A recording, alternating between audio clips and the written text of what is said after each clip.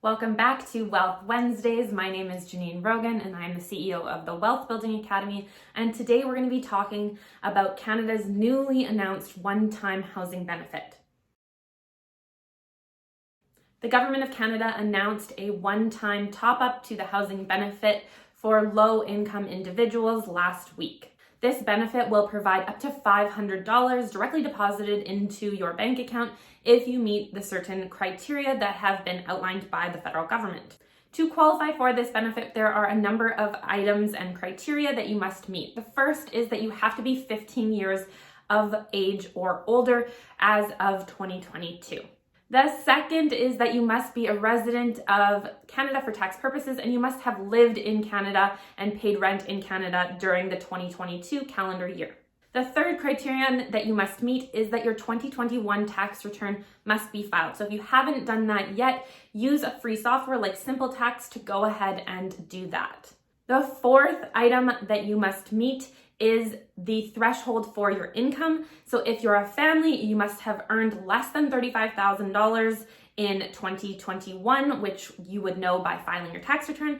And if you're an individual, it must be less than $20,000. The last criterion that we need to look at is to make sure that your rental payments are at least 30% of your income to be eligible for this one-time bonus.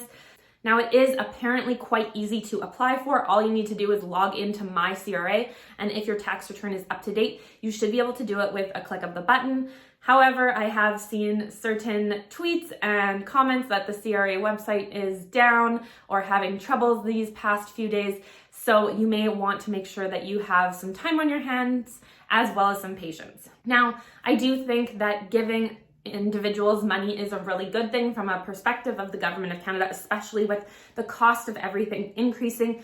Now, I do think giving people money is a great solution to the increased costs in our society. However, I don't think it's the best option, and I think this housing benefit does fall short on a few aspects. The first is the extremely low income threshold. The average rent in Canada is $2,000 for the average person. So someone earning $20,000 is basically going to be required to spending all of their money on rent, or they're going to live somewhere that isn't a great place for them to live, might not be close to work, might not be close to family. So I really do think there are individuals that are being left out of this equation. I think it should be anyone who is within a certain income that has a certain percentage of their income going to rent. So I do like the last criteria, the 30% of your income going to your rent, but I think that should be extended up a lot higher, as we can see from the increased cost of inflation going up to about 7% this year. Most people are struggling financially, and $35,000 for a family is not a lot of money. I would personally like to see this honestly be under about $60,000 getting assistance from the government. The last thing I'd like to see is focusing on all of the properties across Canada, specifically in urban centers that are actually left vacant. So these drive up the cost of the rental market because they're not available for individuals to rent. And so I think there should be a punitive tax put on these places so that they look to either rent them out or look to not actually own some of these real estate properties just for the sake of holding them. That being said, I do think $500 is $500, and if you do qualify for it, I would encourage you to absolutely go ahead and apply and make sure you get that money deposited into your bank account. The CRA website is saying that it's about 5 days to get that cash in your bank account. So if that's you, I would definitely head to the CRA website right now.